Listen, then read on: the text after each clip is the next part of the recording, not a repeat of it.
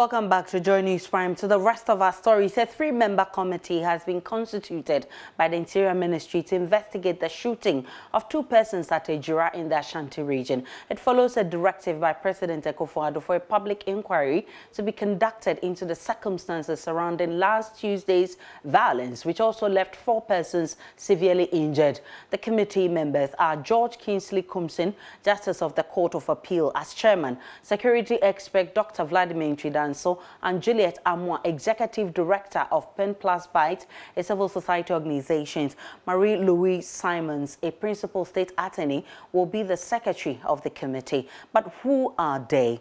And they're just on your screens. Justice George Kingsley Kumsin, appointed to the Court of Appeal by President Akufo-Addo in 2020.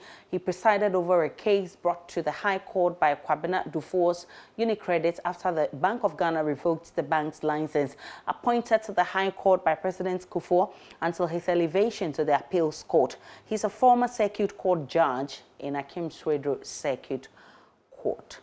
Currently, Vlamdimir Antwi Danso is the Dean of the Ghana Armed Forces Command and Staff College. He's former Director, University of Ghana, Legon Center of International Affairs and Diplomacy, LESIAD, former senior lecturer at the University of Ghana. He's a former lecturer and security analyst at the Kofi Annan International Peacekeeping Center. And Juliet Amwa is executive director of Pen Plus Bites. She's former head of business development for Africa Region Parliamentary Center and former deputy business director at the British Council. Joining me on the phone for more is Professor Kwesi Ening. He is the director at the Faculty of Academic Affairs and Research at the Kofi Annan International Peacekeeping Training Center. Prof, I'm grateful for your time. Is a public inquiry what we need at this time? What we need, I mean, that can be one part of the process. But what we need truly is that those on the panel can come to grips with the multiple reasons why somebody was murdered,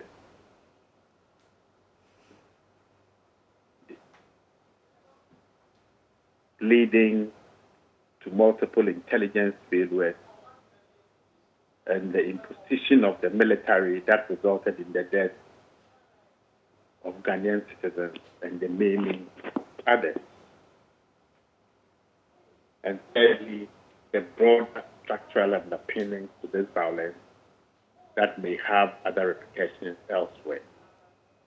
And finally, a strong set of recommendations that seek to be preventive in terms of ensuring that we don't see a repetition of these occurrences. But one is to get all these things done. The second is the implementation. Committees of inquiry resulting from public disturbances and the death of Ghanaians. I mean, I can reel off a couple of them. And the subsequent recommendations and the white paper that comes thereof have hardly been implemented. So implementation is a critical aspect of this process. Well, equally, yeah. Go ahead, Prof. Yeah. But equally importantly will be the perception of the people whose experiences and unfortunate ones at that perceive of the team. So there's quite a bit of work that needs to be done. Unfortunately, the people who are at the center of the probe say they do not want it. Rather, they want a parliamentary probe. Wouldn't this make the commission's work difficult? Well, I think it makes it an uphill task. And it would be quite nice to know why they have a preference for one type of probe to inquiry as against the other. Because I am sure that the essence of the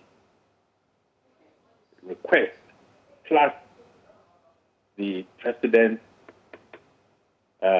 suggestion that such a probe is established is, proactive prevention of the spread of what has happened, and also to come to grips with what drove people to these excesses. But when those who have suffered themselves have already, signaled that they will not collaborate, or at least from what I've heard and read, there is a split in the town as to whether they want to collaborate or not, then makes it very difficult for even the startup phase of this panel.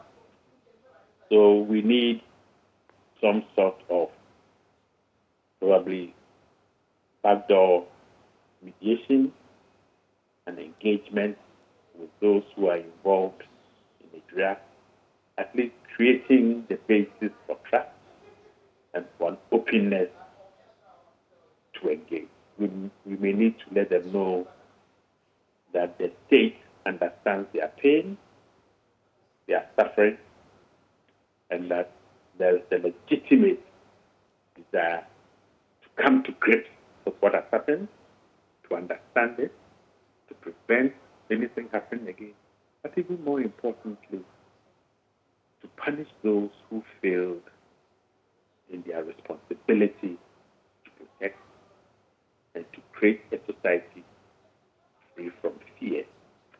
Certainly there have been some failures in intelligence, in decision-making at multiple levels, in policing, and in the type of order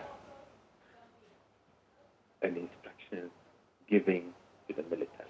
Prof, what do you make of the caliber of people who make up the commission? Will they make any difference? One is the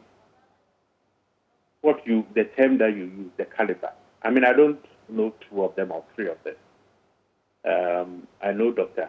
Antwi Danso, but that's what I'm saying, that the team will have to be bold to drill down, ask the difficult questions.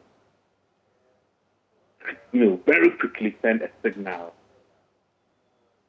as to what I'm saying earlier on, that we care, we understand, that we take our remit very seriously, that although there's a history of non-implementation, one of the first things that we will ensure, or at least a recommendation that will come, is that our work will not be useful if our recommendations are not implemented. But this is not something that they can say in public right now. So we need some process, the mediation process of generating trust with the township people. So look, this job can and must be done, and it's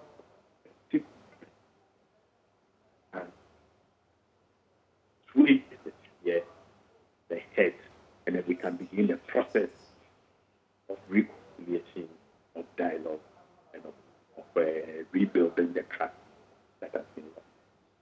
I'm extremely grateful for your time. Professor Kwesi Enin is Director, Faculty of Academic Affairs and Research at the Kofi Annan International Peacekeeping Center. The family of Abdul Nasser Yusuf, one of those killed in Tuesday's disturbances in Ejura, says it expected investigations on the shooting incident to have been left to Parliament or an internal body. According to family leader Abdullah Abubakar, the establishment of a committee by Ministry of the Interior to investigate the incident amounts to conflict of interest. He says the work of such committees in the past has not been impressive.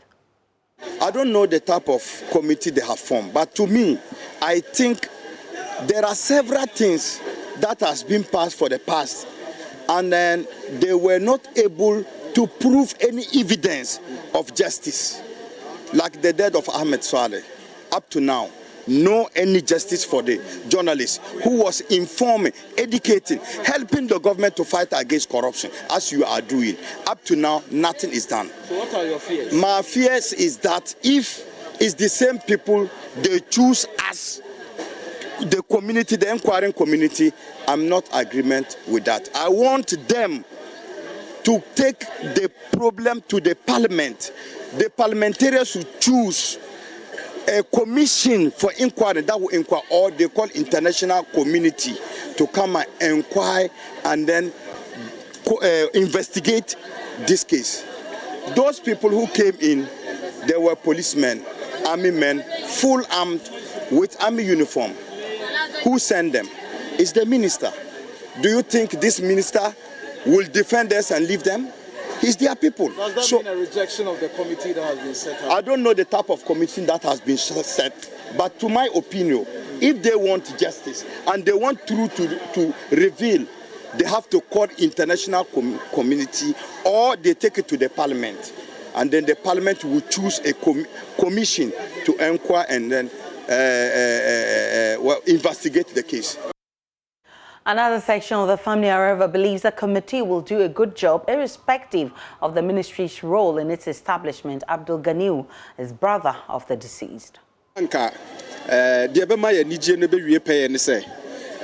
Committee now Martino say ometimi ede omani ato fom na omaye omuhwehwe mu yie na nokre no abeda ho nokre no nso da ho a omoma ye nhunu se nokre no enie se ne be ya yenso abusua no yakuma abetoye yem nti ani age se omampeni atu sa na mo no. Meanwhile, Minister for the Interior Ambrose Seri has assured families that members of the committee are distinguished individuals who will do a good job. What is the basis for that?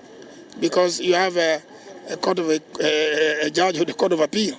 You have Vlamdimir Antwi Danso, who is known in this country as one of the best security experts. And you have this lady who is in there, who is CSO. There's no police there. There's no military there. So why should anybody feel afraid?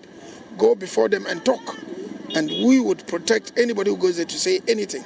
And in the end, we want the justice. Can you confirm that the third person who has been arrested is also related to Kaka?